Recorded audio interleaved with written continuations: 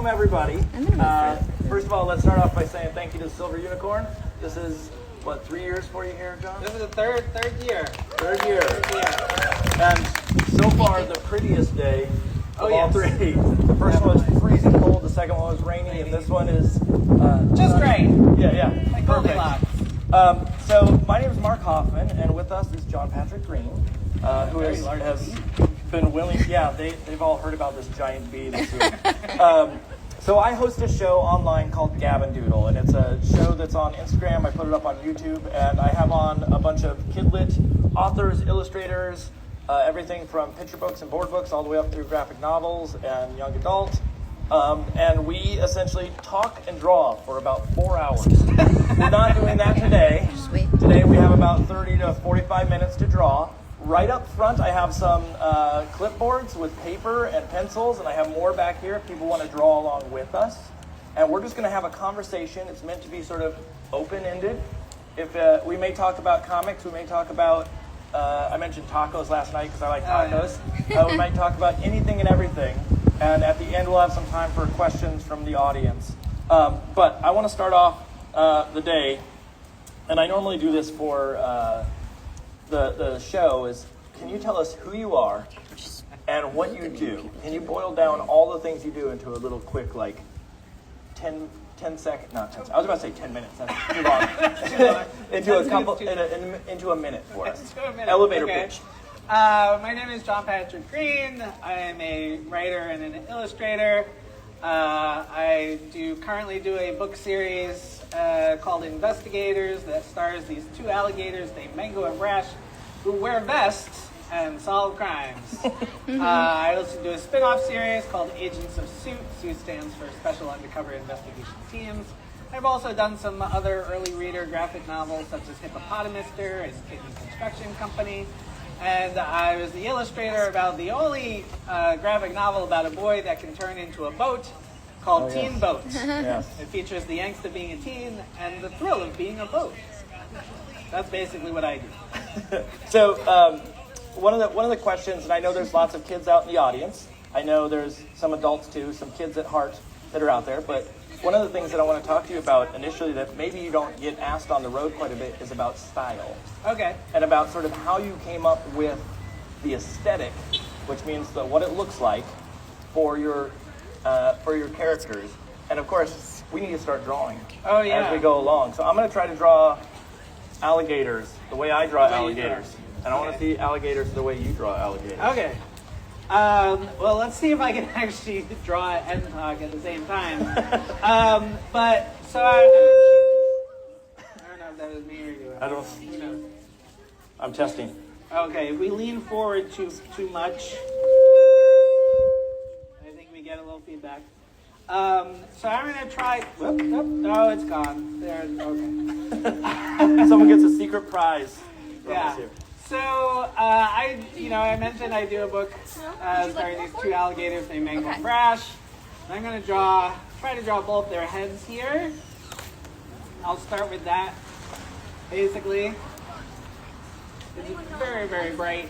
I feel like I'm staring directly into a computer screen. This is so bright. But these alligators, when I started coming up with the series, I wanted to make sure that I had some characters that would be very recognizable kind of from their like silhouettes, so like their head shapes. But it was kind of a little bit of an afterthought. I knew I was going to be drawing alligators, and I wanted to be able to draw them relatively simply, like with kind of geometric shapes. But I drew one first. This was even before they had names. I drew this one first. It eventually was named Mango, but you'll notice he has a curved chin. But then I realized after I drew this one alligator that had this like curved chin that the other alligator I would have to find a way to draw differently so that you could tell them apart. Because otherwise, if they look exactly the same, it could get kind of confusing in the story, right? So after I did the first one, which was like a curved chin, which just seemed natural for me for an alligator, like a cartoon alligator. Cartoons usually have very like curved and kind of smooth features a lot, you know. Then I realized, well, the other one has to look different, so I just decided to give him like a rectangular chin. Because I figured that's as far away from something that's curved as I could get. With something that has a pointy corner. Are you at a point now where, like, when you're working on the black and white line work, that you like instantly you just know? Or because I know there's color that also separates. Well, yes, them. the color separates them, but they like they're both green. And I know that a lot of people, like everyone has a slightly different way of like observing the color spectrum. And so, like, you know, some people can see like different shades a lot easier than other people and whatnot, because I had them both green, and even though they were different greens, like my editor was originally like, I can't tell them apart, they're both green. Can one of them be orange? And I was like, no. Like, which is funny because I'm like, alligators aren't orange, but technically there are some alligators that do kind of look orange. And in fact, alligators aren't even green. Alligators are actually black. Right? Alligators are black. They look are. green because of like just like the reflection of the water and the algae and all that sort of stuff, right? And so like they end up looking green, not as but they're actual if you go full black for the alligator. Yeah, exactly. Like they're actually like closer to being a black color. But one of the things when I was coming up with them and like drawing them, like I've illustrated in various styles over my career. I worked for Disney for a long time, which required being able to draw in different styles for the different cartoon characters and stuff. I mostly wanted characters that would be pretty easy for me to draw quickly. Yeah. So they weren't overly rendered with detail. Because I was going from doing early reader graphic novels, which are kind of like a mix between a children's book and a, you know, like they're usually shorter than, they're longer than a children's book, like a picture book, but you know, shorter than a graphic novel. And those I would have an entire year to draw an 80-page book. And I was going from that, drawing that, to drawing two 200-page books in the same amount of time. So I'm like, I have to be able to draw these characters quicker because my Kitten Construction Company book and Hippopotamus book, they were drawn like in pencil and they were much more kind of rendered. So you had to simplify. Yeah, so I had to simplify the shapes. I was going to say, I mean, obviously you talk about the head, and I've seen John in the past do the drawings of the characters here of Mango and such, but the bodies too are also sort of shape oriented. And I work in picture books primarily. I just hit the mic. And I do the same thing, that it's all shape based. So for all the kids that are out there who are learning to draw characters, one of the things that they suggest is to actually go look at what shapes are made up of all those characters. So if you look at someone like Bugs Bunny has a distinct sort of teardrop shape that shows up in all of his sort of drawings, or the drawings of him, rather, let's put it that way. And so it makes it a whole lot easier to be able to draw something repetitiously. So animators use that, but also comic book artists will do the same thing. Even a picture book artist will do the same thing because you have to draw the character over and over. So any of the kids are out there, just go back, that may be me, go back to those really sort of basic shapes. I mean, you got what, the bodies are, what is that, trapezoid? Yeah, it's like a trapezoid, so, you know, it's basically just a square that kind of tapers a bit towards the top. And their bodies are pretty much identical. So only in black and white, only their chins are the only difference, which of course makes it easier to remember for me.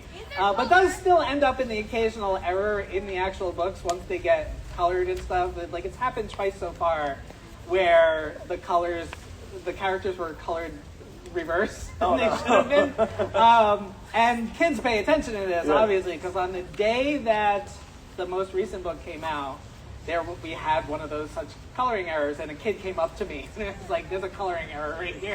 And I'm like, "This is the day it came out," and like a dozen people have looked at this book and no one caught it until now. That's for second print run. Yeah, they go back exactly. And they change those things. It actually gets fixed. Do you know, like, looking at these characters, have they changed over time? Like, looking at, who's it that did Arthur? Is it Brown, something Brown? I can't remember. If you go look at the show Arthur, everybody might know the show Arthur on PBS. If you go back and look at the original book, the artist drew Arthur in a very different style. And he it looked like an evolved. aardvark Yeah, he looked more like originally. an aardvark. And now, if you didn't know Arthur was an aardvark, you might look at him and just think, gerbil? Hamster? Something? So have these changed over time, like going back to the original sketches, or is this more They've consistent? They've changed a little bit. Like their shapes are still essentially the same. I think I've gotten a little bit looser or more expressive with how I do like their eyes or their mouths sometimes. So when I go back and look at like the first book, they're a little more static. They're not quite as energetic, I guess. Yeah.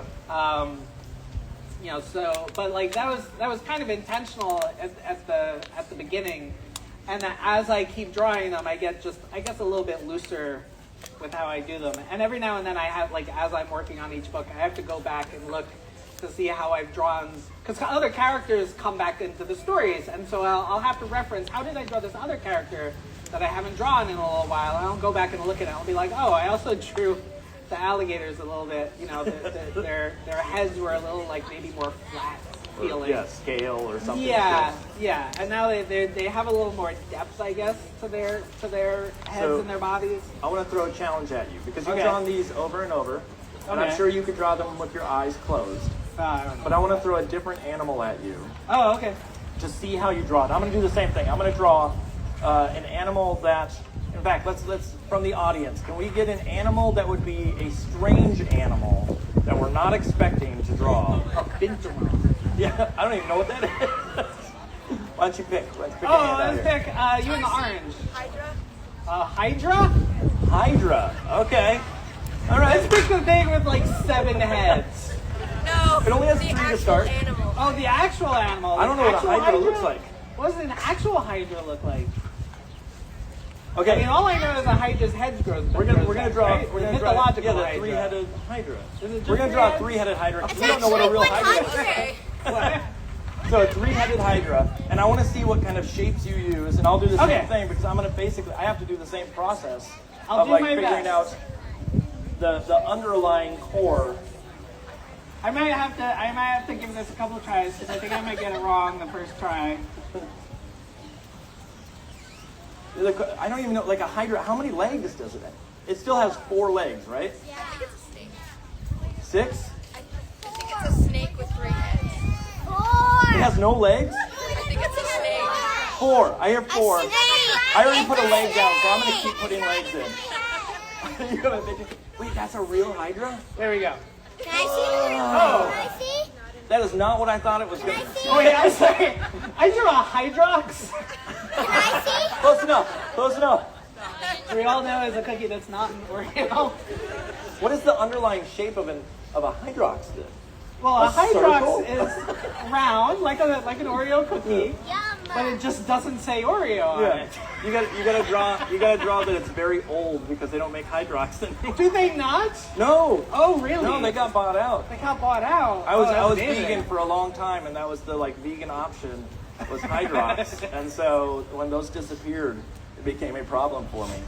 So a hydrox is, or a hydra is an actual animal, or is it? It's an actual animal, or it's a 3-headed serpent. Okay. Is it tiny in real life? Yes. Okay. They're not real. So we're They're trying the real in our mythological one, right? Okay. But they have 4 legs. The So, mythological one.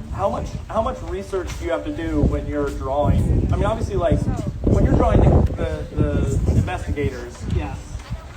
did you look at an alligator to start, or was that sort of you drew what made sense? I basically drew what made sense. I mean, I think I had the platonic ideal image of an alligator in my head already. Enough that you can get by. And then, yeah, enough to get by. But then, of course, after I do the first book, the first book has Mango and Brash are on the cover, and Brash is smiling, and first book comes out, and a kid, of course, because kids are the smartest out of all of us, comes up to me and says, "Hey, did you know that Brash is a crocodile and not an alligator?" And I'm like, "Well, what are you talking about?" He's like, "Because Brash has teeth that go up and down." when alligators, when they close their mouths, their teeth only point stick down. Yep. But crocodiles, their teeth point up and down. They cross. They cross. Yeah, that's exactly. And I'm like, well, you got me. Thanks for pointing that out now. I did draw a biologically accurate alligator for Fresh, but I'm retconning it in the next book. Did they question? So there's a story. It kind of plays out in the story. You'll find out why. They're not actually wearing vests. Alligators never Well, wear that's vests right. either. Yeah. They have no complaints about that. There's certain things they're not willing to let go, though. But every now and then I'll look up, if I'm coming up with a new character who is like a creature or an animal or something, I might look them up just to try and figure out what features can I exaggerate or simplify to still make them recognizable as that creature, but also make them a unique character. That sort of thing.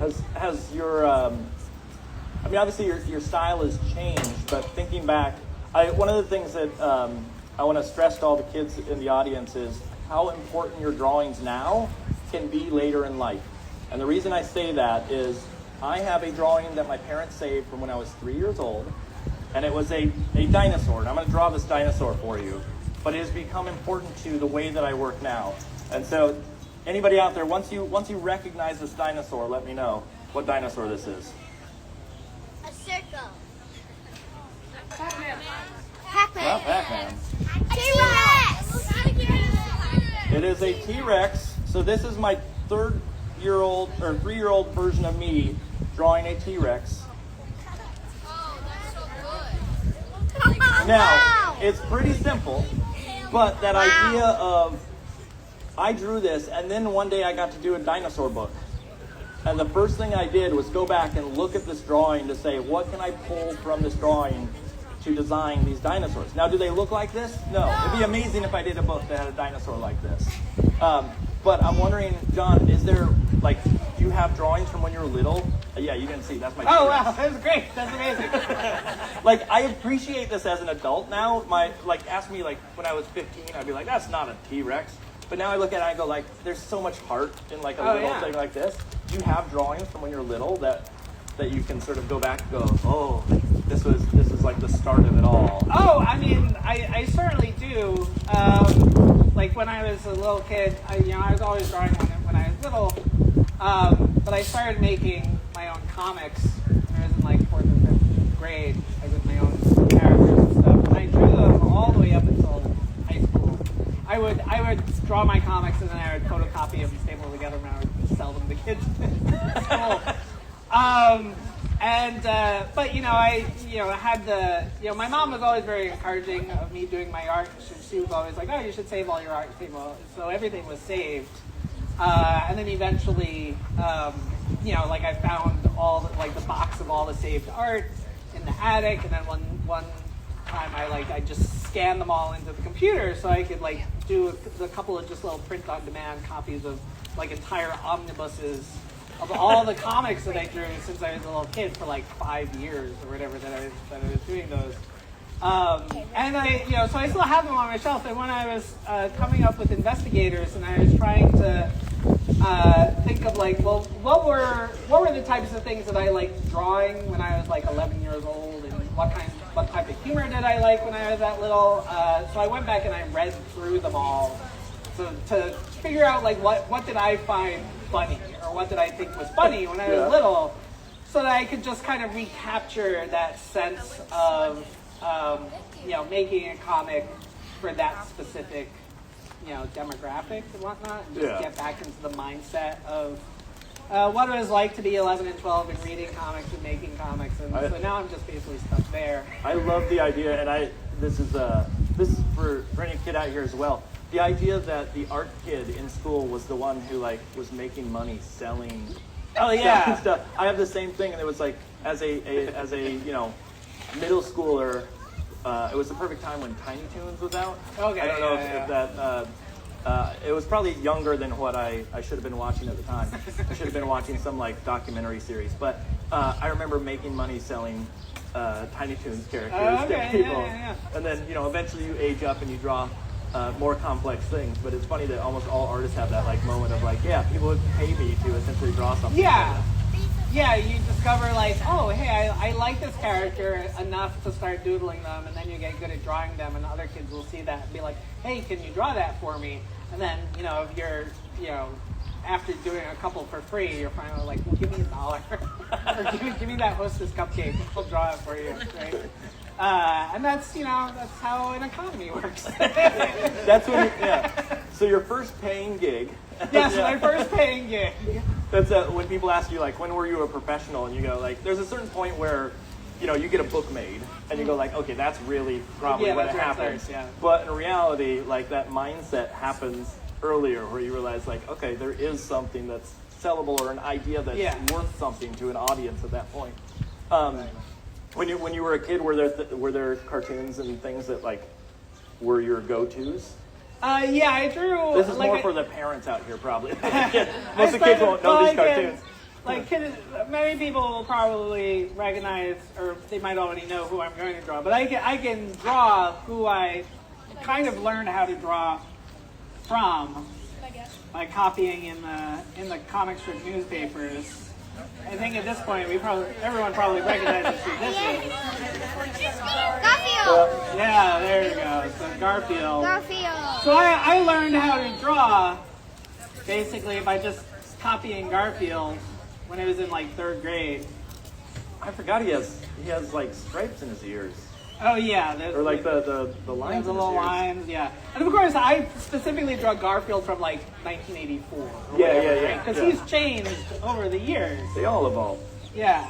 Now I want you to draw Kathy after this. I've never drawn Kathy, but I'll give it a shot. I'll see if I can draw Kathy. Kathy getting in a dressing room trying on a swimsuit. That was like the only joke I remember from that comic strip. Video game Kathy? No, this is an old comic strip that was in the newspapers. Who's back Kathy? Yeah, exactly. Yes, good question. No, Kathy deserves some respect. I've never drawn Kathy, but I will give it Wait, do a you know try. what? I don't even know what Kathy looks like. I'm just going from clue. memory, so feel free to kind of Google this. Who is the person that came up Afterwards. with the Hydra picture? That's the person that needs to come up with the picture of Kathy, so we know what it looks like. Gotta have a shocked expression. Who's willing to take a picture of I won't even. I'm not even going to attempt this one because that one seems a little too challenging Oh for me. my goodness. I'm gonna do a real quick. Hey, Lauren, can you give us a like There you 5 go. minutes countdown? Okay, beautiful. Thank you. This is my phone. We're actually live. Do you have Kathy? I love it. She might not have like Google eyes like I gave her. Why is she sweating She so has much? longer hair. Okay. Oh yeah. Okay. Now watch. I'll draw it and I'll make it look really, really.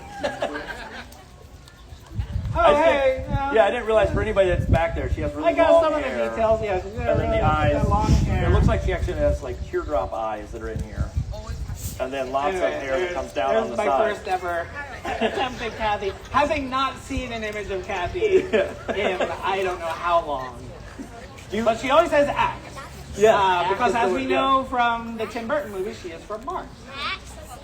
Wait, what? Mars attacks. You know, the aliens are like ack. And for some reason, Kathy's always going ack. So I think there's a connection there. So, thinking about, again, we can talk about other things too besides style, but one of the things I love is just, especially for the kids that are here, to sort of, it's a real challenge to pick up a pencil and not be able to draw something that you see in front of you. That is a skill that has to be practiced. And so I'm wondering, like, are there things that you struggle drawing to this day? And I'm gonna do one here too. The classic illustrator one is a horse riding a bicycle. Horse riding a bicycle. Which is, bicycles are hard, horses are hard. Yeah. But then I always like to add in playing a French horn. Okay. Because I have no idea what a French horn looks like beyond it's sort of this shape. The shape. Yeah. The And so, overall but is shape. there something in particular in your past that you've been like, I've tried to draw that a million times and it's never come out? I mean, well, there are certain things where you're like, oh, I've never had to draw this before, and I had to draw it like once or twice, and you're like, Yeah. you look at a picture, and then you just try to draw it.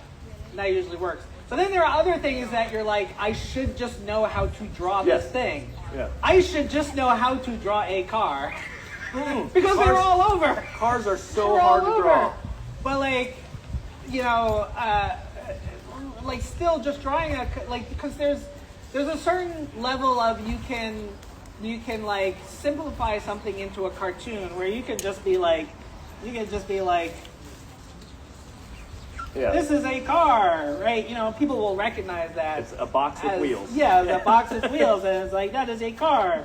But then once you have like a style of like, I've drawn my characters in this world, and I've drawn houses in this world, and I've drawn other things, then you're like, well, everything else is drawn more complicated than this, so I have to find a way to draw the car in a way that it still feels like it fits within the world? that world. Because if you have, it's like if you have all your characters and they look like this, they have heads and they have faces and whatnot and everything, and then you're like, well, I'm going to have them run into a character and I don't know how to draw this character, so I'm just going to draw a little stick figure guy.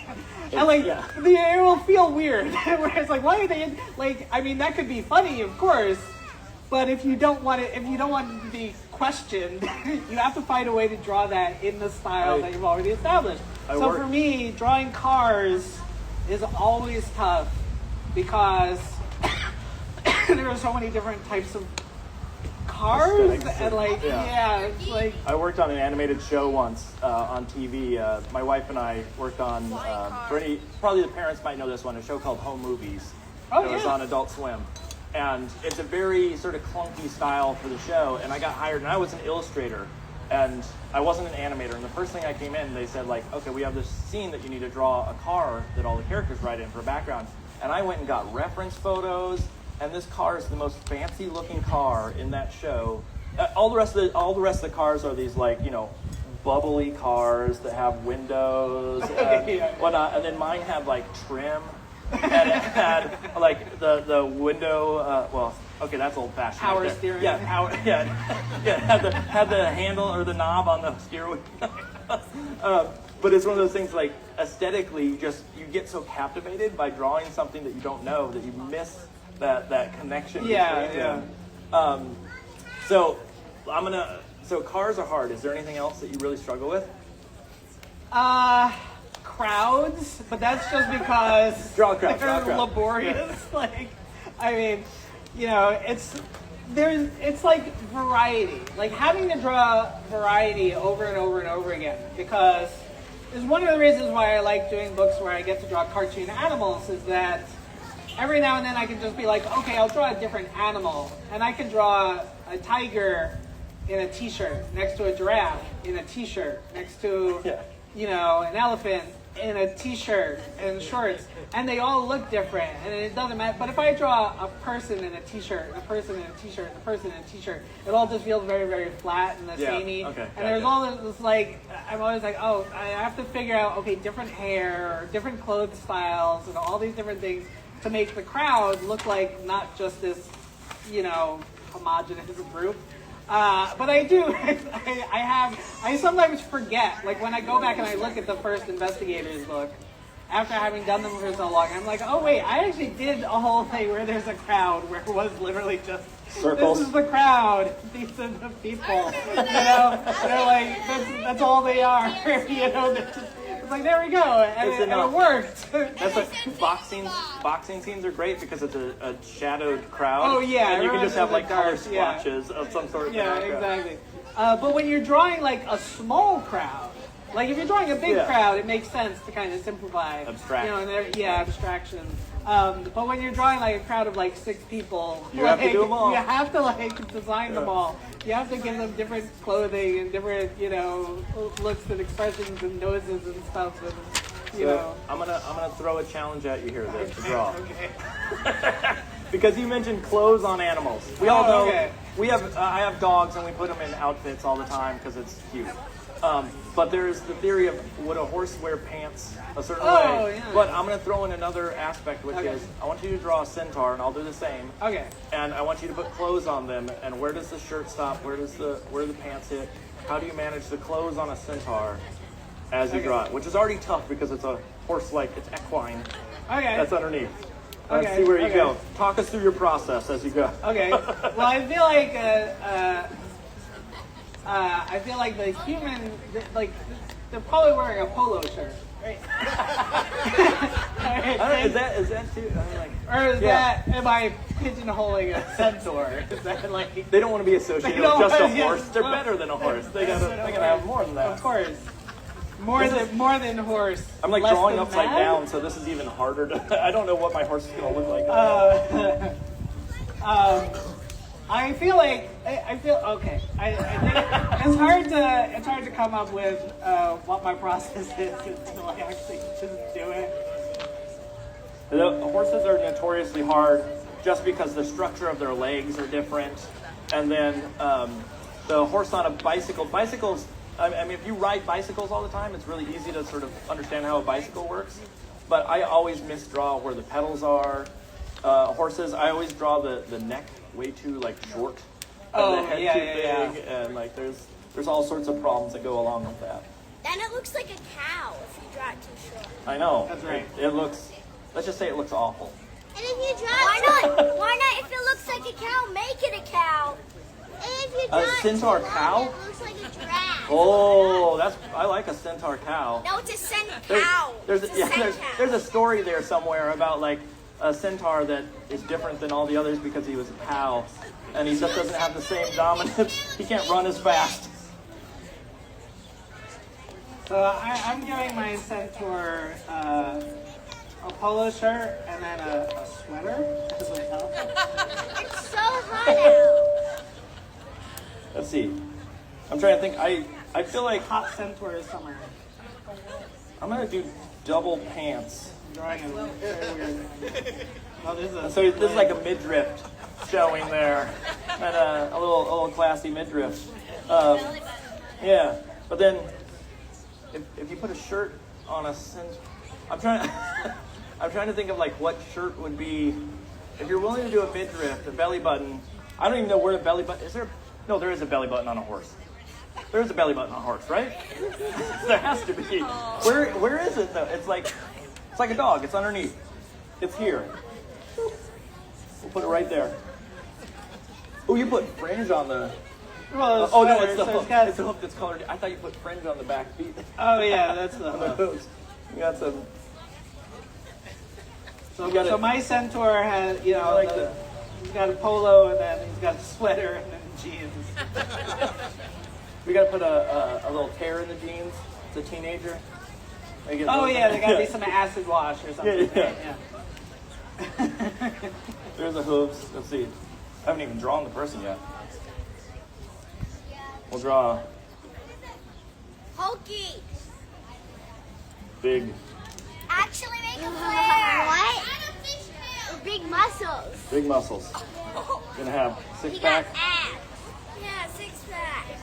We'll cover all this up with a shirt eventually, and I'll explain what kind of shirt. That may be hard to cover it up. Maybe he just Oh, now doesn't what type have. of shirt I'm thinking. We'll put the collar here. And he's gonna have on. This is a '80s reference, a black mesh crop top. I don't know. Do the kids here know what a black mesh crop top? No. Oh, it's gonna come back. It's coming back soon. I'm sorry, parents. You're gonna be out there buying Midriff. yeah, midriff with like see-through black shirts. Mine also has an astronaut helmet. Just for funsies. How often do you get to just sketch without having a project in the queue? Not often. Like every time I am, that I, find that I have to sketch something, it's because it's going to be an upcoming book. Yeah. So I'm not typically just drawing for fun. Well, right Anytime now I you have energy to draw, I'm like, I should be using this to get a page done for the book. So I try to focus it on that. So I just have like other outlets for creativity. But speaking of the horse riding a bike thing, I have drawn a Canadian Mountie on a horse and that was on a jet ski. Okay. This was for a teen boat thing where they were going to Draw it. Can you draw a single So yeah, see now I'm stuck drawing that. But yeah, it was a mountain horse on a jet ski stopping a boat that can turn into a teenager. Like this. Is it one of those things that you? Well, that is a horse driving a car, and Mango's driving the horse, or riding the horse. The last panel they were talking about having crowds and the saying, oh, I don't want to draw the crowd. Why did I write it that way? Oh yeah. And in something like that, do you regret decisions that you make early on? I don't know if regret is the right word, because it is sort of, there is always the disconnect between me as the writer of a story and then the later me who then has to illustrate the story that I wrote, where you are sort of like, well, it's my fault that I'm in this position, but the alternative would be just to do something else. So like one of the more recent investigative books has Mango and Brash go undercover at a school, and it's like it's impossible to communicate a school without having to draw like walls of lockers, or classrooms with chairs, and like drawing those over repeatedly gets a little monotonous or so, but also is it's just a chore to like have to draw those things, but it's kind of necessary. And the current book that I'm drawing of investigators, which will be out in 2026. Has there's a fire truck in the book a lot, and so I have to draw a fire truck over and over and over again, as well as like characters driving the fire truck. They're going to be on like the ladder of the fire truck, and it's kind of fun, but at the same time, it is one of these things where it's like I don't want to just draw like the car, where it's just a red rectangle. Fire truck, Go real simple. Exactly. Yeah. Like I don't want it to be just that simple. It's gotta have detail, especially when parts of the truck come into the plot, where it's like, how does the hose hook up? It's like it's necessary to kind of think those things through. But of course, when you're writing it, you're not really thinking of it. You're just like, it's like, well, yeah, of course the hose hooks up to the truck, but you don't think it's like, well, where is it? How does it work? Where's it gonna go? Et cetera, et cetera, et cetera. And then when you draw it, you're like, okay, how much leeway do I have with actually making this accurate or not? It reminds me very much of this movie called Throw Mama from the Train. This is an old movie with Danny DeVito and Billy Crystal. And Billy Crystal is a writer who hasn't had like a hit book in forever, and he does a night school class for like amateur writers, and there's a woman in the class, and she's like writing a story that takes place in a submarine, but she hasn't researched how submarines work. So she's reading her story, her chapter, and she's like, and the captain of the submarine tells the person who makes the submarine go down, press the button that makes the submarine go down. And it just goes on like that, where she's describing things that are happening, but she doesn't know how any of it works. Yeah. And Billy Crystal is like, maybe if you do a story about a submarine, you should find out research it. Well, and so it's the same way with art sometimes. It's like you have to, like if you're like, oh, these characters are going to be in and around a fire truck or whatever, and I'm going to be drawing it, you have to have a certain level of plausibility. That's where you go to the fire station near you and go, do you mind if I look? Can I sit in the truck? Yeah, a touch a truck event for an adult. Exactly. There you go. Yeah. The next book that I'm working on has something very similar, where it's like the amount of stuff that's on the wall and the things. And it's someone else wrote it, but it's one of those things where it is crucial to the plot that there's all this. It's dials. They want lots of dials, and I'm dreading getting to that page. Just because it's going to be probably twice as long as any other spread that I have to do in the book. A spread meaning both pages across the gutter of the book. So I do want to ask, I don't even have the time. My wife's out here somewhere. She's over there talking to someone. You know what time we got? 12:26. Okay, so we're good. So the other one of the questions I want to talk about is sort of, and we can draw any. Why don't we just draw any old thing?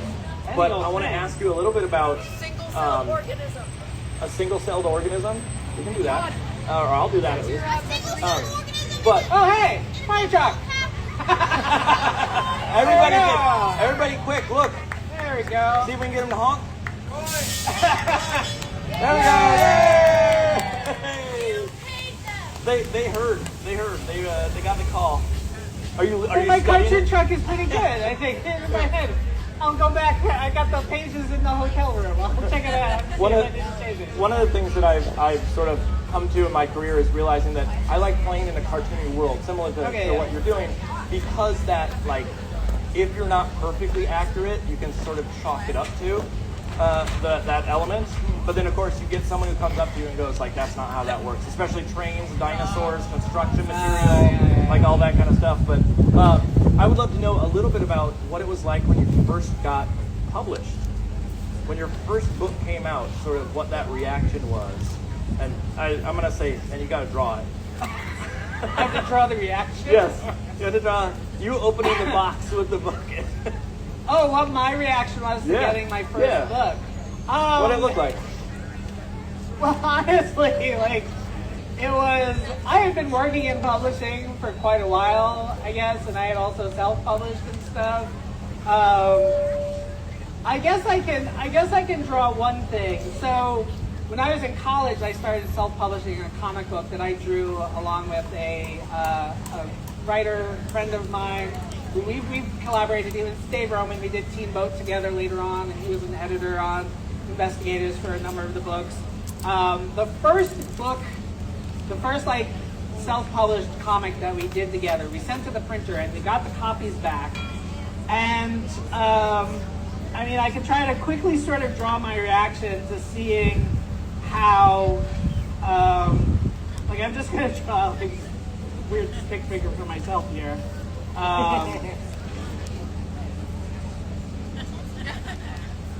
This is me being upset. Because on the cover for the first book, imagine a printing error where, like, this is the logo of the book. So the front of the book has the logo, and for some reason there was a big black line that crossed through the logo. On all? On all the copies, the printer. So it was like we sent original art, and they scanned it into the computer in like Photoshop to do pre-press. Yeah. And it's like some intern fell asleep, and his mouse just put a big black line across the front, and it like wasn't on the proofs or anything like that. So like, right, and so we got it back, and it had a big black line that just went right across the logo. Like, this is kind of like to scale, so it looked really weird having this black line, where like some people would see it and not know that it's not necessarily part like, of the logo. What a cool aesthetic. Yeah. So I remember being like, what the heck? Why is there this big black line? Then I flipped the book over. And so imagine on the back cover of this book, we had, so one of my professors at School of Visual Arts, which is where I went for college, was Klaus Janson, who was very, very famous, like Batman and Daredevil artist. So he was one of my teachers. And he, you know, very graciously did a pinup for us for our back cover. He's drawing like our original character. And his last name is Jansen. Imagine there's really cool art. So this is cool art. But imagine I spelt these words backwards, because at the bottom was his signature. His name is Klaus Janson. And his signature was backwards because they printed the art backwards. They printed the drawing that he did. It was mirrored. It was another screw up from the printer. So we got back the book, and not only was there like this misprint on the front cover, they also misprinted the back cover. So I was very upset. This is all anxiety lines coming out here, you know. And these are Rolexes, all the shouting that I did. And this was, you know, when I was in college. Tired, sweat, bloodshot eyes. That's pretty much, at that point, you're spent. What did they do? How did they manage? They gave us a discount on printing our second book with them, which still meant giving them more money. Yeah. So you didn't get it. They didn't do a reprint of the. And it probably took time to reprint. No, because they were already. Well, they were like they were sending the box to us, and we were already filling orders for Diamond, R.I.P. Diamonds. So they were already going to comic shops and stuff. Oh. Yeah. Oh no. So anyway. I mean, I've had a few screw-ups, but nothing like that. Most of the screw-ups that I've had have been my own fault. It's a layer issue in Photoshop. Oh that yeah, the of problem. course, yeah. But that was so like for my first book where I was like, instead of just selling photocopies that I made at like Kinko's or something, this was like we went to a real printer and we got it actually printed and everything like that. And they're they made the cover and the back cover. That's bad. So not a good start, but ever since then, it's been smooth sailing since then. Yeah, Everything's been pretty perfect. much. It's been sunny and so I want to make sure time wise we're getting close to the hour, I think. 12:32. So what I want to do is I want to shift gears a little bit and see if there's questions from the audience. Sure. If I see there's a hand going up. Okay. If you can yell it out for us with the yellow hat there. So you do a lot of acronyms in your books, like pants, suit, vest, and scarecrow. How long does it take to come up with those? And like, what's the good question? What's the process? Yeah. Well, sometimes I just have a word that would just be like a funny word, and then I'll just kind of brainstorm what other words could spell it out. So with something like scarecrow, we started with the word because we wanted a scarecrow to be at the farm, and we had to figure out, well, what's a logical way of turning that into an acronym. And it took a couple of brainstorm sessions where we had like different options. Does it ever go the other way? It sometimes goes the other way where I'm like, I want to have an acronym for something. Yeah. And then I have to think of like, well, what's this is a thing that does a specific task or whatever. How is there a word that these things can end up spelling? So sometimes it goes in reverse, and then the other times it's just like something where it's like we have a character that exists, and I'm like, oh, let's in the second Agents of Suit book, there's a parrot who ends up being a robotic parrot named Parrot, and they weren't. I don't think they were originally a robot. They were just supposed to be just like an actual parrot. Yeah. Who was just called Parrot, and I was like, we need to make that different somehow. We can't just have a parrot named Parrot. And so we decided to give him an acronym, and the acronym was with a P for parrot. And I was like, can we make it sillier? Can we call him Carrot? And just come up with a slightly different acronym. Just to keep it more, even sillier. Yeah. And so every now and then they're like, so on Agents of Suit, I get to work with co-writers. There's a little more back and forth with coming up with things. And in one of the upcoming Agents of Suit that we're finishing the script for, there's an acronym for the word mustard. So I can't remember what it stands for, except I remember that the D in mustard, the co-writer had it stand for disbursement. And I was like, that doesn't make sense in the context, because this character talking about having to pass the mustard wouldn't be getting paid. And I'm like, can we change it to deployment, because there are agents in the field that deploy in the field, right? And then because he used the word mustard, I'm like, well, somewhere else in this we have to have like an acronym for mayo or ketchup or whatever. Exactly. And so as I'm going through the script, I'm like, oh, here's where we could have there's mustard and mayo and all these other things. So they just end up kind of building on each other over and over and over. I like displacement feels like it's a stretch. Like we got to find a word that starts with D. Well, yeah, like really a simple, long yeah. words. So let's. I see. Red shirt. Sure. Go for it. I have those pictures. You have those the drawings. pictures. So it's not up to me. Yeah. Well. I don't know the procedure. Yeah. The protocol. I think we'll hold off on it for now. There was an event here. I think it was the first year we came where someone offered up and the crowd got swamped. Was that you? That was me. Yeah. Because I was like, I guess this was when I did like the keynote or something, and I was drawing, and like And I was ripping them off and then putting them on the stage. It was so windy and everything, and I'm like, but they're piling up, and I'm like, if anyone just wants these. And then like, you know, like then the kids just ran out of the chairs, and they all started storming the stage. They were like up on the stage trying to get them they and just carrying came them. for I it. remember. I didn't know what I was doing. So let's jump to the black shirt.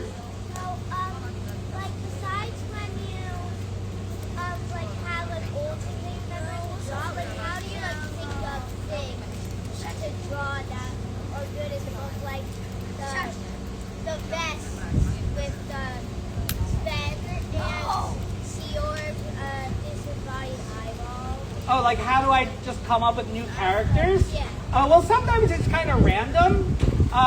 So for like the first Investigators book, I didn't like do a tight script of the whole thing before I started drawing. I just started drawing as I was coming up with the story, basically. And so when I was drawing the characters who were in the science factory, and there's a big conference, right? They're going to reveal like a thing, and there's press people there. And I got to the part where I have the cameraman. He calls all the scientists eggheads, and yeah, as an insult. And just in that moment, I was like, how funny would it be if one of the scientists was a big giant chicken and took offense to being called an egghead? Like the exposed dogs. And then, so in that moment is when I created Dr. Doodle Do. He didn't exist in the outline or the script or anything before then. I was like, it would be so funny if a giant chicken just stands up. And now Dr. Doodle Do is like a recurring character. He's like one of my favorite characters, and he was not planned at all. When you're working on this stuff, do you make yourself laugh regularly? I laugh all the time. Like, Stuff like that. that's my. There and the are things artists. they let me get away with. Yeah, there are artists who like struggle with their art and are like frustrated, and they're like, I need to paint this or I need to draw this perfectly. And then you get a bunch of illustrators and a bunch of comic artists, and they sit there and draw something absolutely silly and giggle for a half an hour. Oh, yeah. That's because me, it's yeah. because it's just so stupid, or it's, you know, it may not end up in the actual publication, but those are those like moments that I live for when they. Oh yeah. Like I'll go back and I'll read them every now and then. I'll be like, oh, this is pretty funny. This is very. What was I thinking when I did this? This is so silly. Late at night working. That's probably one of them. Yeah. So That's I totally see part of it. in the sun shirt, the blue shirt there. Yeah. Are you making it more investigative audiobooks? We are going to do more audiobooks. I don't know if I was given permission to say that. I'll give you permission. Yeah. But This is live on the internet. Yeah, so, cat's out of the bag, I guess. But I mean, they've only just started. They just emailed me and they're like, "Hey, we're planning." This is my publisher, Macmillan. They're like, "We're planning to do more audiobooks, so we're going to start adapting them and writing the script so that they work in audio format." Give it a fake I'm like, title "Hey, great." like they do with movies, where it's like they're shooting Blue Star Wars. Harvest. Yeah, and it's got some or other something, title. yeah. But yeah, so I don't know what the schedule is, but they are planning to do more. So that's very exciting. Oh, here in the orange shirt.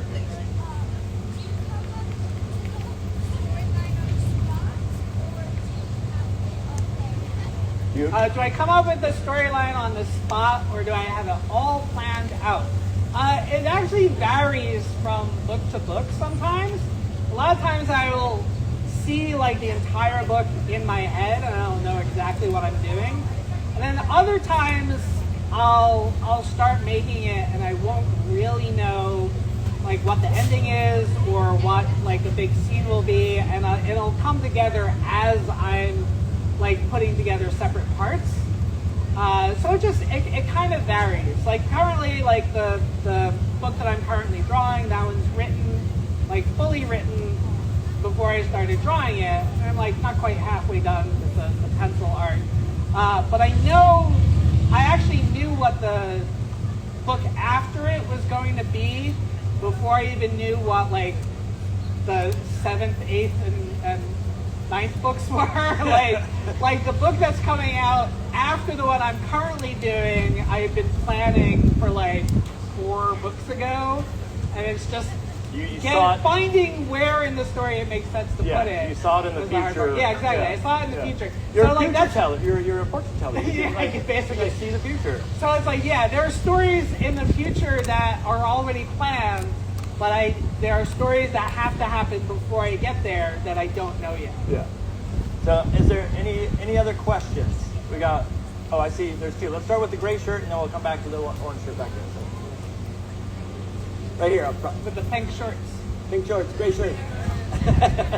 You have to check what you were wearing for a second.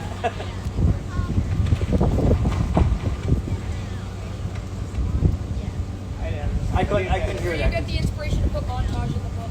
Oh, the montage. Where did the montages come from? Thank you. I just thought they would be zany, fun sequences. Like I try to fit in a lot of varieties of humor in my books. There's a lot of puns, there's visual humor, there's wordplay, and like rhyming humor is always fun. So I try to find a sequence where it's like, oh, it'd be fun to have a little rhyme or a jingle to go along with the scene. And usually the point of a montage is to get characters from point A to point B without having to show the entire process. Shorten that time span. Exactly, yeah. But so the first time I had it in the first investigator's book, I think the first montage is when they're baking the cake. I think that's the first one that happens. And it just seemed like, okay, I need to show them bake the cake, but I don't want to, like, it seemed like it would be a dry sort of thing. A 40-minute long sequence of them waiting. Well, yeah, or like multiple pages, or like I didn't want it to just be super quick, where it's like, okay, they bake the cake, it's done. Yeah. And I didn't want it to be them just like reading a recipe. I thought, well, if I just show like 4 steps and I make a funny little song, then that gets the point across. And then after that, almost every montage since then hasn't really been a montage, because it still always shows them basically in the same, like it does, like the backgrounds don't really change too much. It's not really. It's just, but it just seemed like fun to add songs whenever I could. So I want to hit this. We'll end on this last one here, but in the orange shirt back there. Oh, do I like mango or brass better? That's always a tough question, because I like to think that inside all of us are 2 alligators. That's so diplomatic. There's Make a decision. Yes, there's the serious alligator and the silly alligator. And every moment that I'm faced with, I always have to decide, well, which one do I let out? Like in this moment, I could do the serious thing. I could answer like properly, follow the rules or whatever, which is usually kind of dull. It's not really entertaining, but it's not going to get me in any trouble or whatever. Or I could do something silly and inappropriate, or whatever, that might make people laugh, but could also get me in a little trouble, which is the silly alligator. So I'm always struggling with which one do I let out? Which one are you more? I have to admit that I am more, I'm outwardly more of a mango, I guess, but I think on the inside I might be a bit more of a brash. Where I'm all very, very, very, clinical and analytic on the inside. And all my anxieties are on the inside, which is where, brash has all his anxieties on the outside, but I keep them inside, and on the outside I'm more silly. You're drawing silly things, but inside you're doing like physical or psychological theory. That's right. Yes, exactly. Yeah. Well, I want to make sure that we give everybody an opportunity to thank John for joining us for this Gab and Doodle, this live Gab and Doodle. Thank you. I will post this on YouTube later, so if anybody came in late, I'm going to post this probably. What? Oh, yeah, watch the YouTube. My YouTube is Studiohoffmann.com with 2 N's. And I have all these interviews with folks like John, wonderful artists that come in and talk about their career. There's 150-something episodes. Wow. Each one's 4 hours long, and I do it every Thursday of the year. It's ridiculous. But I must say, thank you for joining us. Oh, thank you. And we really appreciate it. And it was nice to see all this. I must say, this entire time I've been looking at this, and this shows how, like, you said you're like really analytical inside, but you're silly on the outside. That's somewhat me too, because I've been looking at this and just seeing what you drew as anxiety up above his head. I've been seeing it say pee pee poo this whole time. It's supposed to be a little sweat drop. Yeah. I just the whole time. Thank you, everybody. That's the behind the scenes, the blooper reel. But thank you again. Welcome everybody. I am Mark Hoffman. I am a picture book illustrator and have been asked by the wind gods to fight against this paper the whole time. I run a show called Gab and Doodle that's on Instagram, and then I post it on YouTube as well. I've been doing it for 3 years, 150 guests. We illustrate and we talk. What's the words we were coming up with?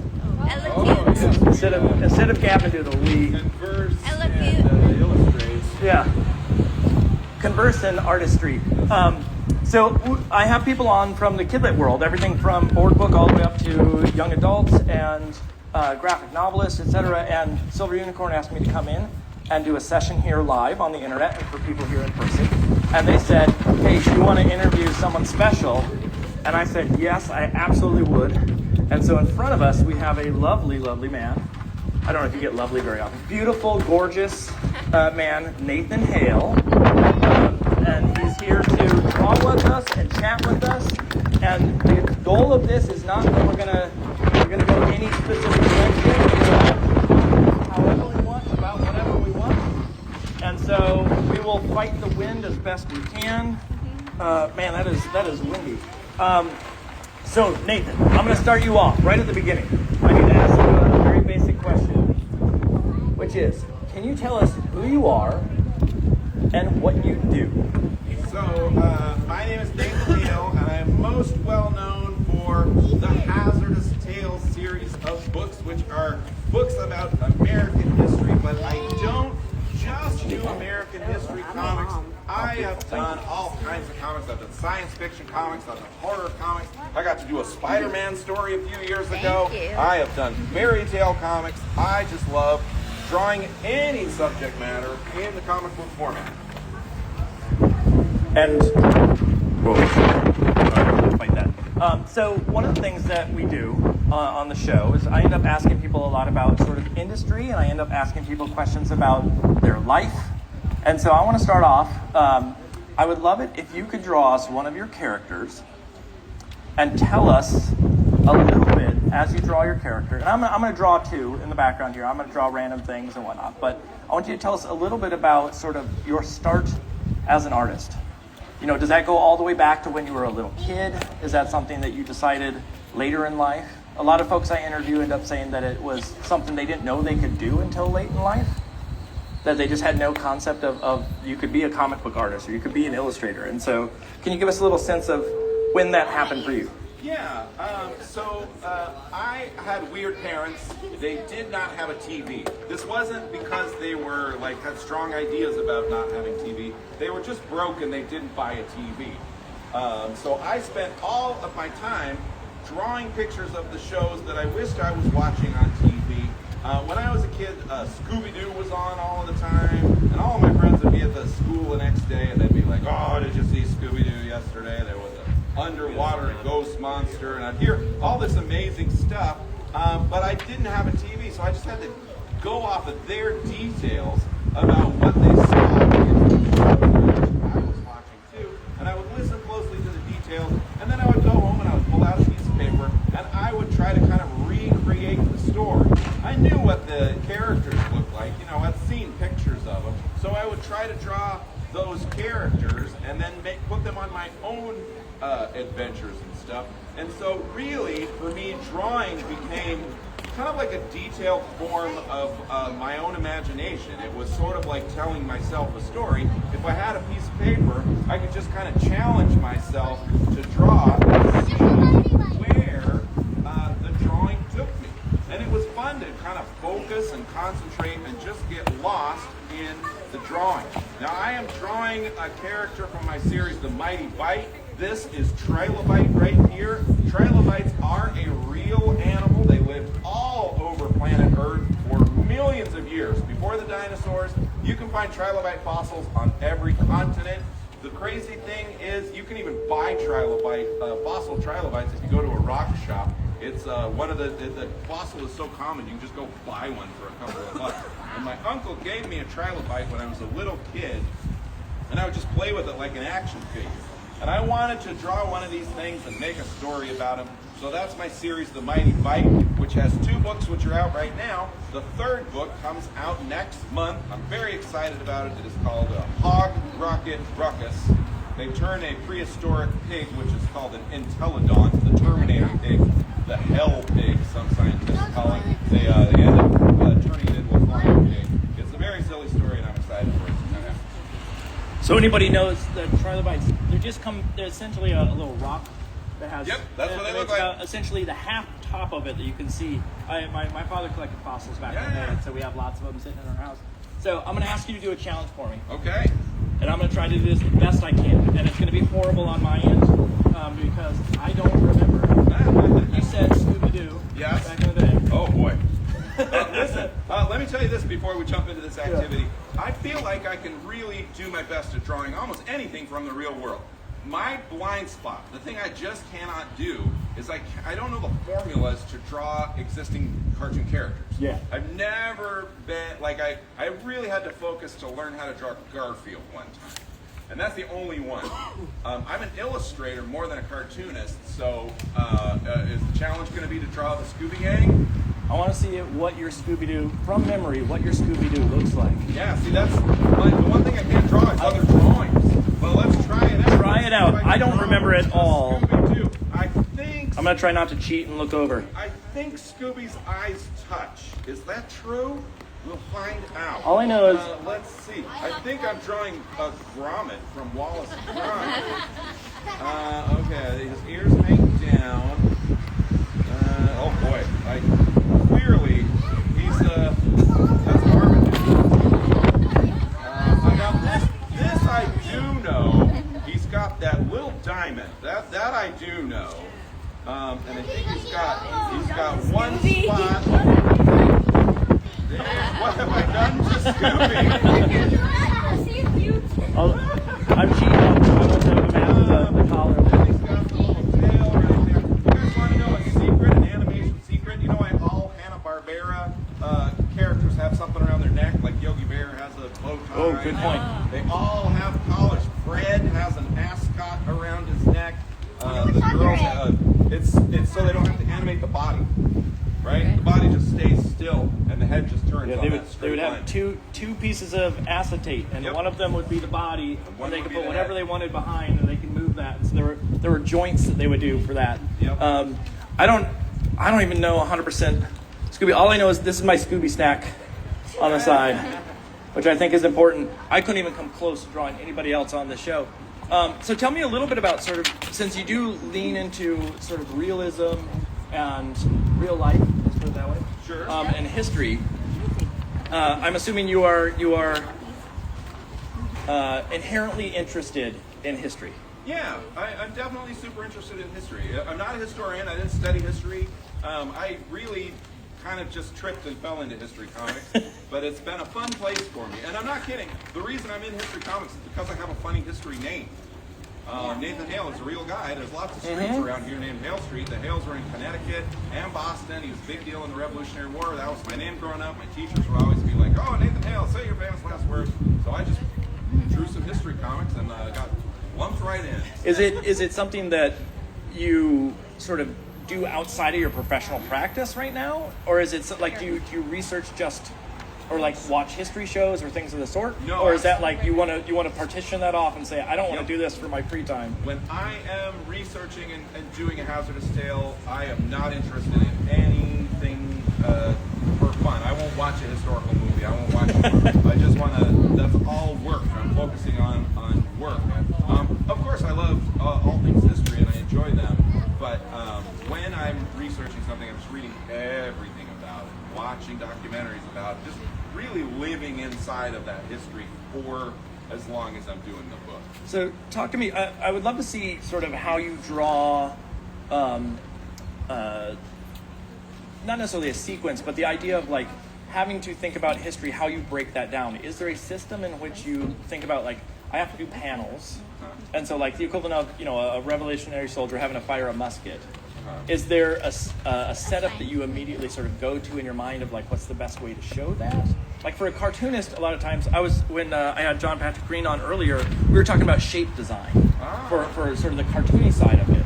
And so, like having a character that's built on a circle, but you're playing in this world that has this realism. I'm wondering sort of your the beginnings of how you start to think about drawing these images before you get into the details of what they were wearing exactly, and the nuances of those characters. Is there some sort of setup that you think about, or some sort of like sketch process that you do? This is a really interesting question, and other cartoonists hate it when I tell them this, but I don't spend very much time designing characters. Yep. So I won't design a character for months and months and months before they appear in the comic. I tend to design the character the day that character shows up in the book. I'm like, oh, okay, so that's what they're going to look like. I don't have a bunch of extra sketches and drawings that don't get used. I use everything. The first time you see that character, that's the first time I've designed and drawn them, and then I recreate them from that point on. This is very weird because I know lots of people spend years perfecting their character and drawing it and getting it just right. No, I just make them up as I go. There's too much to worry about. I got to draw them and then get on to the next thing, which is pretty weird. I wish I had time to think more about like the shapes they're based on and stuff. Yeah. But I'm too impatient. I gotta go. I gotta get through this. I gotta draw. Let me throw. I'm gonna try to draw this too. All right. Since you know history enough. Enough. Yeah. Pirates. A pirate. Ah, okay. We're drawing a pirate. I've always had a problem with the tricorn hat. Yeah. I would love to see, because the way that I draw them half the time is, again, I'm shape based, so I do this like coming together in the center of the hat here, but I know that's not correct. Yeah. So how are we drawing this? Tricorn hat. So first of all, I like to think about the hat part, because hidden inside the tricorn hat is that little dome that goes up on your head, right? And then it is triangular, but it kind of folds up at the brims like this, so it kind of goes around like that. It is definitely a weird hat, but then, we're only going to barely see the bottom of the person's face here, but I guess the pirates will give them a little green there and some grizzly stuff like this. And then, the feathers kind of tend to come out of it. But here's the thing, the tricorn is not the only corn hat. We also have the bicorn. My favorite bicorn is Captain Crunch. It's only got 2 points on the side. That would be like a big, admiral hat or something. George Washington, you often see in a bicorn hat. Same with Napoleon. It just has 2 points at the end, and then big feather on the top. When you said that there's another type of corn hat, I was immediately like, I thought you were going for some joke. Nope. And you were going to draw just literally like a head with that, corn cob on top of it. And I was like, and then I didn't realize that was actually a real thing until you pointed that out. Well, that totally makes sense. You see that one a lot. Yeah. And it's pitched at the end, and then it has the little bowl hat thing on the top. When I first launched Hazardous Tales, I was going to ALA, which is the American Library Association Convention. And I was like, let's make a splash. I'm going to go dressed up like George Washington. I went to a local theater, got a very nice, historically accurate George Washington outfit, but that bicorn was huge, right? I thought that was squish it flat, right? So on my flight to ALA, if you were walking into the plane and, kind of looking down the seats and seeing the heads down there you'd see this bicorn hat. That's me. I had to wear the George Washington hat on the plane. Try not to make eye contact with people as they came through this. I would love it if you showed up at the ALA and there was someone else in the same outfit, and it was just you clashed. You didn't plan it accordingly.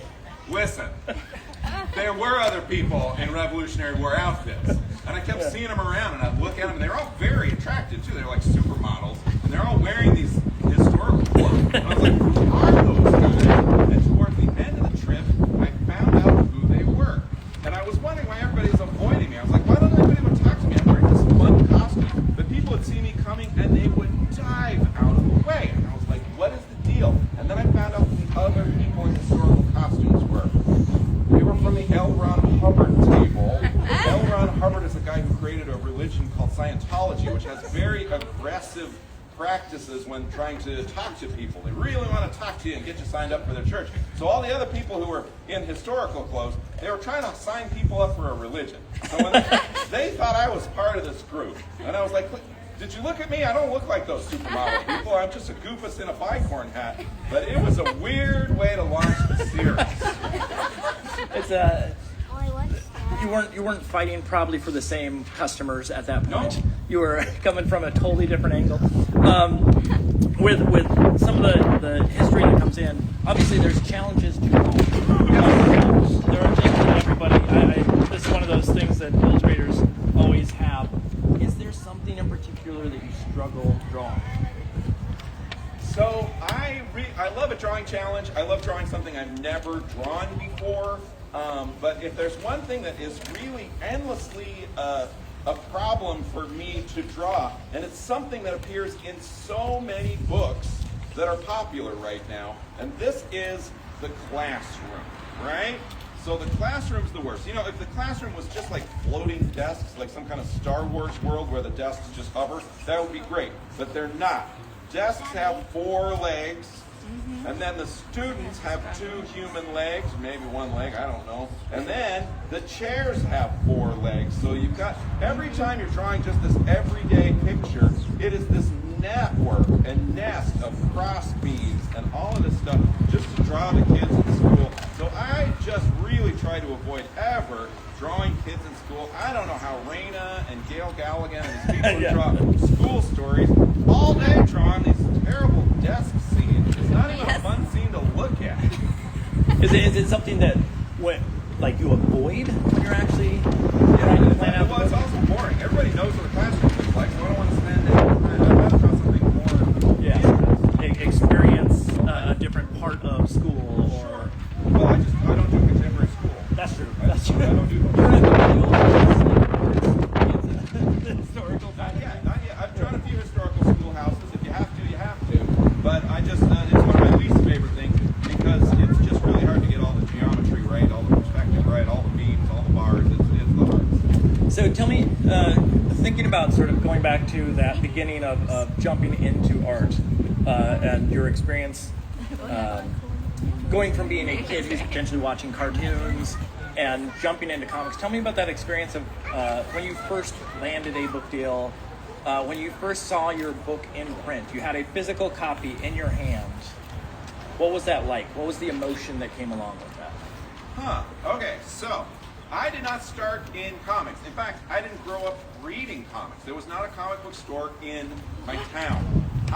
You guys aren't going to believe this. My parents didn't have a TV, but they had this crazy service where every day at like 4 in the morning, a kid would ride his bike to my house and he would leave an entire newsprint sheet of comics. We're talking as big as this piece of paper, but it was just comics. I got this every morning.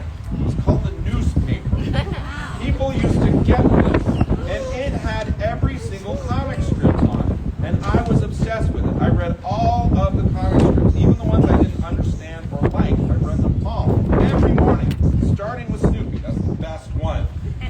Then on to Garfield, which is the second best one, and then on through all the others, down to the ones that I didn't really like, but I would still read them to try and understand them. There was a cartoon in my parents' newspaper called Alley-Oop about a caveman, and it was really beautifully drawn. But it wasn't funny, and they didn't have adventures, and it wasn't about politics. I didn't know what they did. I would read it every day. Sometimes I'd see a dinosaur, but then they wouldn't do anything about it. I loved reading those comics. That was my main reading of comics growing up. But I did not try to become a cartoonist. I just had no idea how you could get your own cartoons in a paper. But I was obsessed with picture books. I was truly obsessed with Maurice Sendak and Where the Wild Things Are. You guys know Where the Wild Things Are? Yeah, that's a very good all one. I wanted to do was go into that forest, that cross-hatching forest with those spooky textury trees and those monsters. I wanted to go explore in that forest, and I knew it was just a drawing, and I really couldn't go there, but the closest thing to going there was to draw those kinds of trees and those great Maurice Sendak hatch lines. And I knew from a fairly early age, I was like, wait, there's a guy up there and he draws pictures and makes stories for a living. I didn't know how to get here. I still don't know how to get here. This is confusing space. But I said I want to be a picture book author. And I submitted my first picture book idea when I was a senior in high school. Whoa. I was going home about being a picture book writer. I spent, after I submitted that first one in high school, I spent 10 years submitting picture book ideas. I would draw a picture book dummy, sample artwork, and I would mail it in an envelope off to the publisher. And it usually would take them about a year to give me an answer because I didn't have an agent or anything. And I didn't want to wait, so I would just write another story, mail it in. What I started to do is I started collecting the rejection letters. Because it was fun to get a rejection letter. Because you're like, well, this means a professional publisher did read my story. They said it wasn't the right thing for their list at the time, but I had contact. So I thought, if I can make a row across my wall of all of my rejection letters, that would be cool. And I did. I made it all the way to the end, and I started another row. And you know what? This took 10 years, and it got all the way down to the floor. I was starting to, I'm like, do I cover up the outlet, or what, you know? And then I got a phone call. One of these books had been picked up by a small publisher, a New York publisher called Walker Books. They were about to be bought out by a publisher called Bloomsbury. And this story was kind of a sarcastic story. This, I was like, I keep trying all these things that the publisher, I was following trends. Oh, ninja books are popular. I'll do a ninja book. And then by the time I got there, the trend was over. Oh, robot books are popular. I'll do a robot. Oh, holiday books, dinosaur books, holiday dinosaur books. You know, I was racing after these trends, and none of them were really working. I was like, maybe I should just focus on something that a publisher that would be crazy to touch. So I was like, what if I do a book about a little devil? What if a naughty little devil? We don't have. There used to be one. You guys know Casper, the friendly ghost? You know Casper? Everybody knows Casper. There was another character in that universe called Hot Stuff. He was a little red devil. But nobody knows about Hot. Raise your hand if you've ever even heard or seen Hot Stuff. You've seen Hot Stuff? Yeah, I've read He's it. a little red devil. He's a cute little cartoon. But when I was doing this book, I was like, there's not a fun little devil. So I did a picture book about, it was like a horror comedy about a family who buys a house. But in the house is an evil little red devil. He's got a little pitchfork. He's got a cute little kind of private school uniform. And he just causes all kinds of mayhem. And it was an excuse to draw a lot of crazy monsters and devil scenes. And I thought it was really a fun idea. Publisher thought it was cute. They said, let's do it. I got a phone call, and they said, we want to publish your book. And I was like, this is the greatest day of my life. I can't believe it. But here's the thing. All you get is that phone call. You hang up the phone, and you're like, well, now what do I do?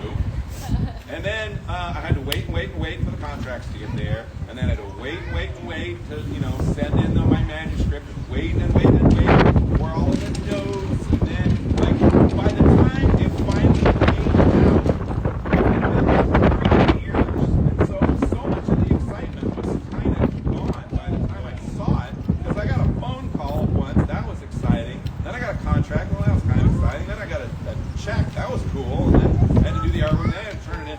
But the weird thing about publishing is it takes such a long time that by the time your book comes out, you're like, oh, geez, I forgot I even did this. Yeah, here's the book. I imagine that's even more so with the, it should be near the mic. I imagine that's even more so with graphic novels, because like picture books, 32 pages, Yeah. whatever it may be, and you're done, but a graphic novel can be 200 pages. Yeah. By the time you finish it, even by the time you're probably on the last image, Yeah. you might be burnt out on drawing it.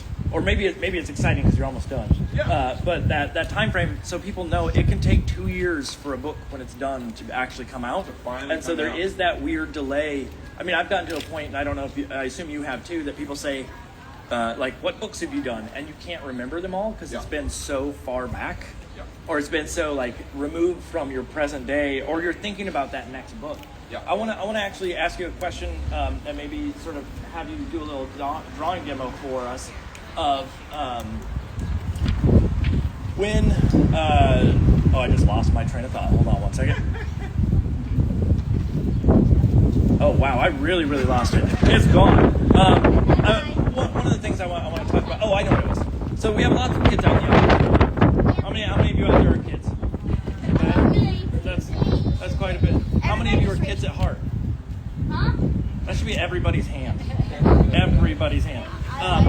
So that idea of starting out, and thinking when you're a little kid, that idea of like how to break into or to become something more than just a doodler, someone who draws in you know the edges of their paper in math class or whatever it may be. Are there tricks or things that you think of that are really helpful for people to know?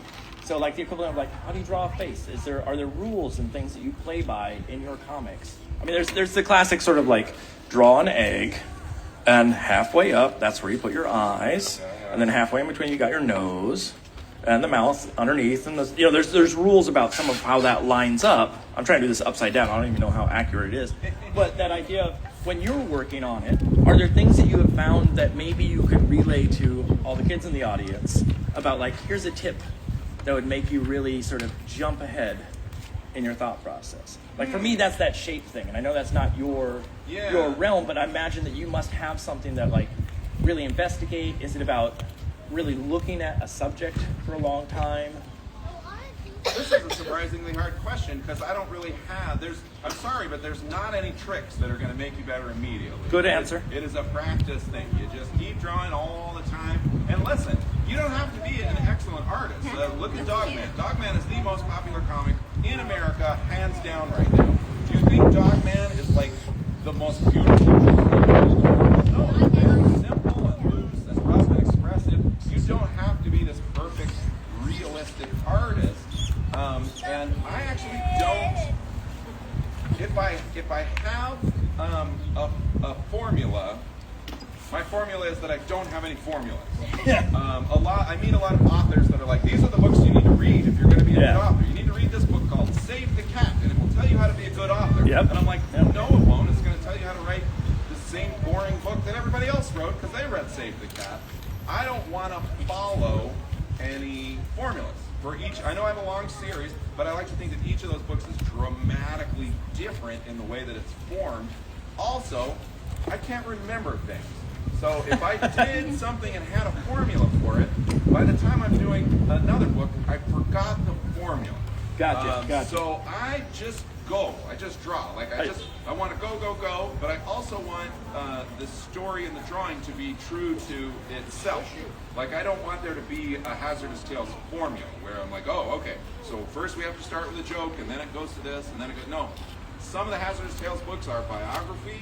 Some of them are a collection of short stories. Some of them, all the characters are animals. Like, it changes with every book, because I couldn't do a formula book time after time because I would go crazy from getting bored. But ultimately, like I drew this up here, and I tried to do my best job of it. Everybody knows who that is? Yeah. Pretty simple, yeah. Pigeon drives the bus, right? So there is a bit of a formula in the aesthetic of it. Yeah. But what that allows someone to do, Mo Willems to do, is to really explore the story that goes with it. And so like that's where that shift can happen. And so that idea of you don't always have to have something like this. And in some sense, you need to be able to break the rules. And one of the things that he does is he breaks the rules on. He doesn't go into all the detail. It's simple. Yeah. He keeps it so simple, so you're not looking at something that's you're not getting caught up in all these details and losing the heart of the story. Yeah. And so, like thinking about story structure for all those out here that are looking at drawing or writing their own stories, do you have a system in which you break down a story?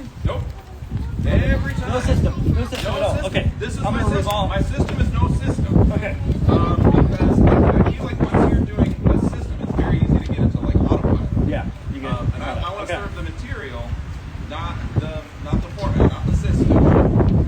I know that's a weird, confusing thing to talk about. I have heard that Bill Watterson, the guy who does Calvin and Hobbes, or did Calvin and Hobbes, he didn't like to do sketches of it. He wanted it to be very loose ink work, and he noticed that if he did too detailed of sketches, then his ink work wouldn't be as loose and nice as he wants it to. So I always want each book to really just be its own little creature that is born and lives and dies on what I've researched and how I feel like drawing that time out. I know that's a weird way to put it, but I like it when it comes together in its own way. It makes it interesting. Yeah, organic's a good word. I get scared of how to write better or how to draw better, learning a system. Because I'm not afraid of that.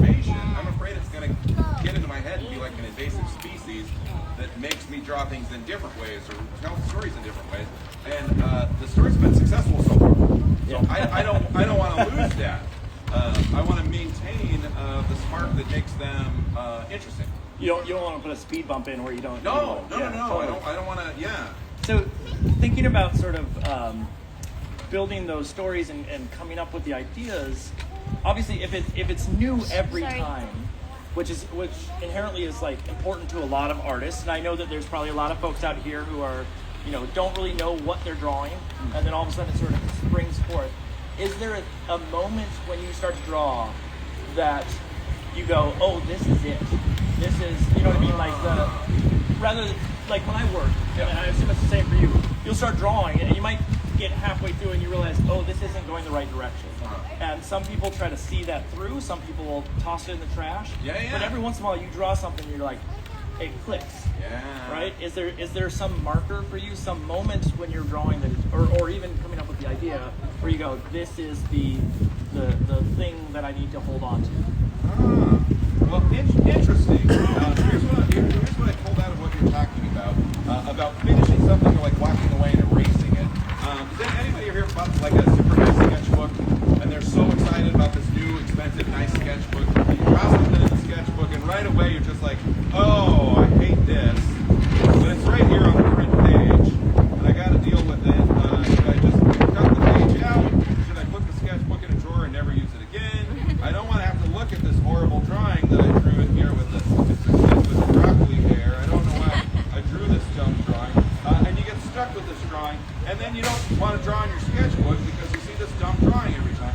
This is an interesting drawing. I'm fascinated by this part of the sketchbook. Because I'm just like anybody who's ever bought a sketchbook. I want to make it look cool. I want to sit down. I want a cute girl to come over and say, can I look at your sketchbook? And she opens it up, and this is the first dumb thing she sees is this dumb guy right here. If you're in high school, it's all about having a cool sketchbook that a cute girl can look at. I'm not telling stories. This is what, anyway.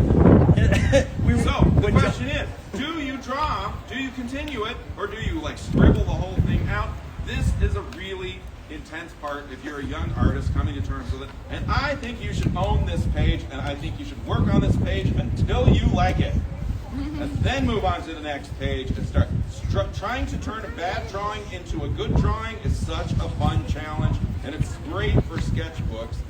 Sometimes you make a mistake. And I've noticed when I'm drawing cartoons, the faster and sillier the cartoon is, often the more successful it is. I teach a comics drawing workshop that I will do at a school or something, and we come up with characters. I'll just say, what's a food that's easy to draw? What's an animal that's easy to draw? And now let's give it a personality. What is it? It's an angry carrot. All right, everybody, let's draw angry carrots. And you go, and I'm like, don't erase, don't shade it. I just want to see your 10 versions of an angry carrot, but don't stop. Never lift that pencil up off the paper. Just draw angry carrots. But I also want each one to be different. I want different shapes and different sizes. And the faster people go, the funnier their drawings are at the end.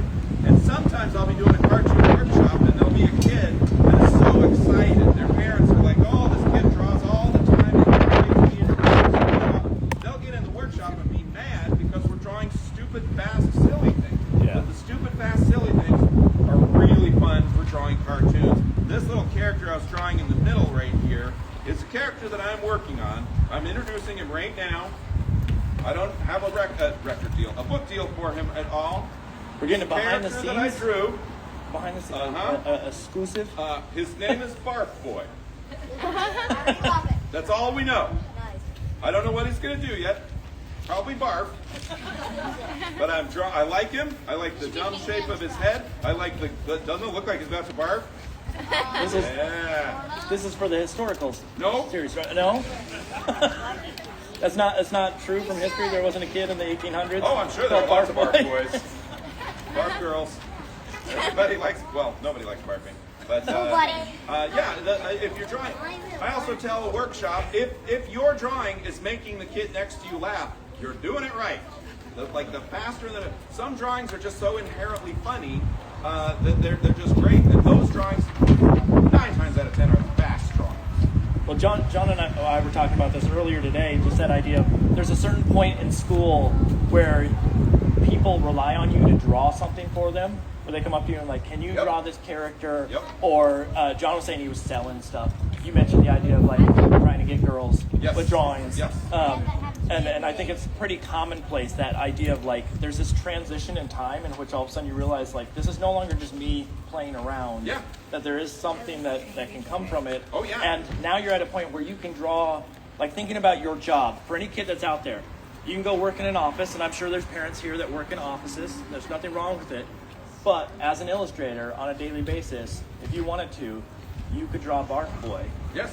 And you could draw Barf. I've drawn dogs pooping. I've drawn everything you can think of at this point. And the amount of conversations in crit groups, in these, now we got the official thing going on here. That it is a job. It's a real job. You get paid money to do this. And I'm not saying that everybody in here needs to go into art, but there is something really fun about doing this. Is there looking back at your sort of history of illustrating, making work, is there something that you go, oh, that was the wildest thing I've ever had as a job to do?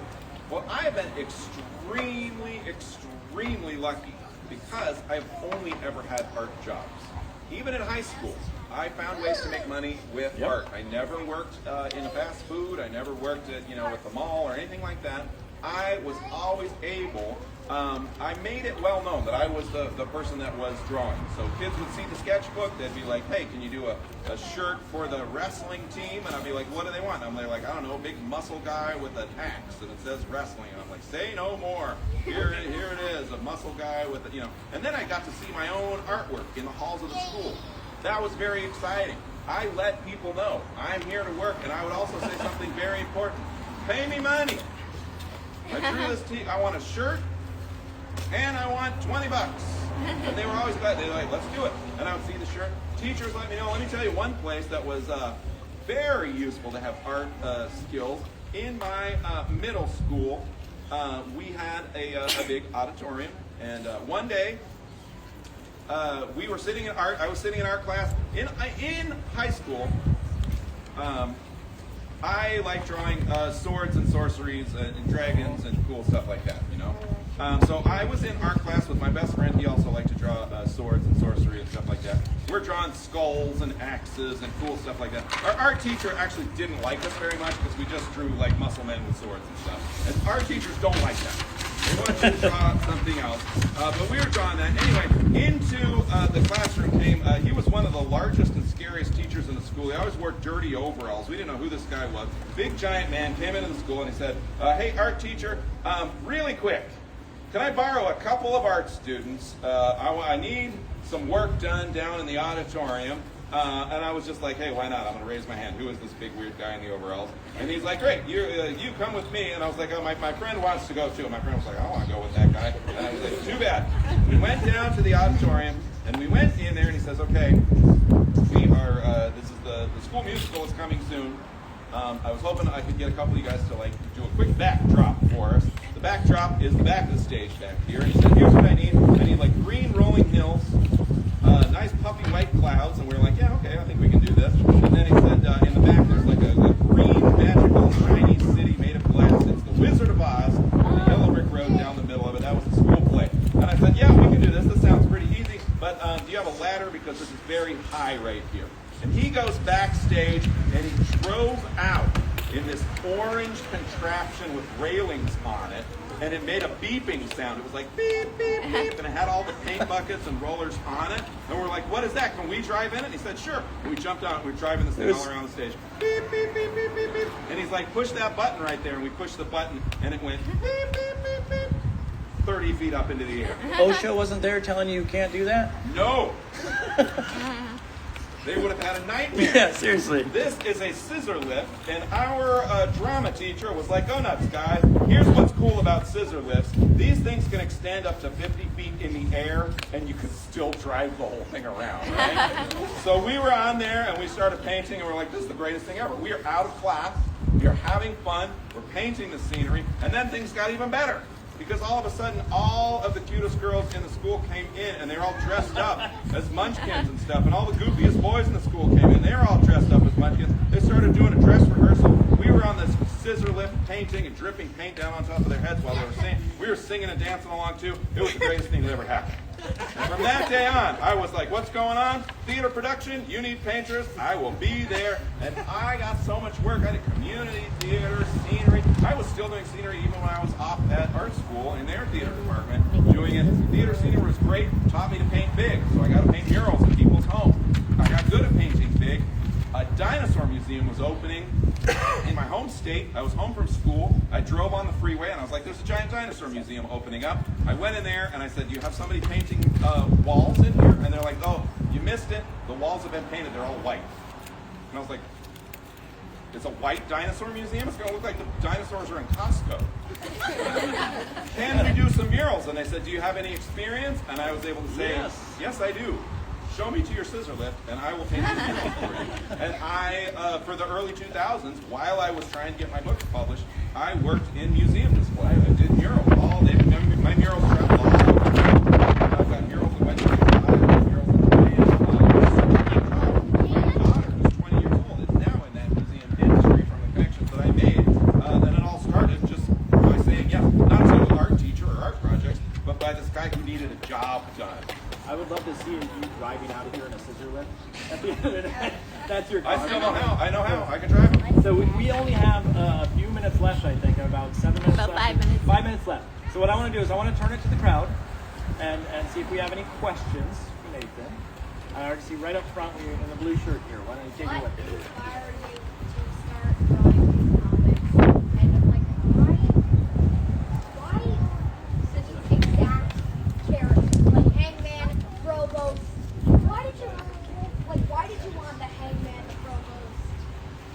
So, he is asking, why do I have these narrators who are the Hangman and the Provost? Well, believe it or not, I sold the Hazardous Tales series as a series of books on history, but we didn't have any narrators yet.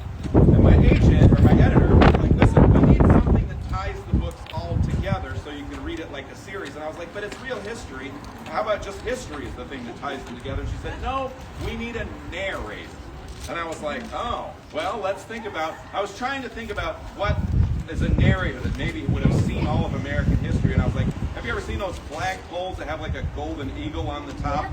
Maybe that golden eagle that sits on top of the flagpole, maybe that's the character that's seen all of American history. So I like drew some designs of this character. Her name was going to be Susan B. Eaglepeak. And she would have flown from page to page and be like, oh, look, there's George Washington. You know, right? Not a great idea, but we were trying to figure out the cover because we wanted to have a big series title and then the name of the book and then the author's name. Now, I'm an illustrator and I'm worried about the picture that's on the cover, and I'm like, this stuff is blocking too much of the illustration. Can we just cut my name? I don't need to see my name on the book. And they're like, no, you can't cut the author's name. And I said, what if we made the author's name really tiny and like Nathan Hale? They're like, that's weird, nobody does that. And I was like, wait.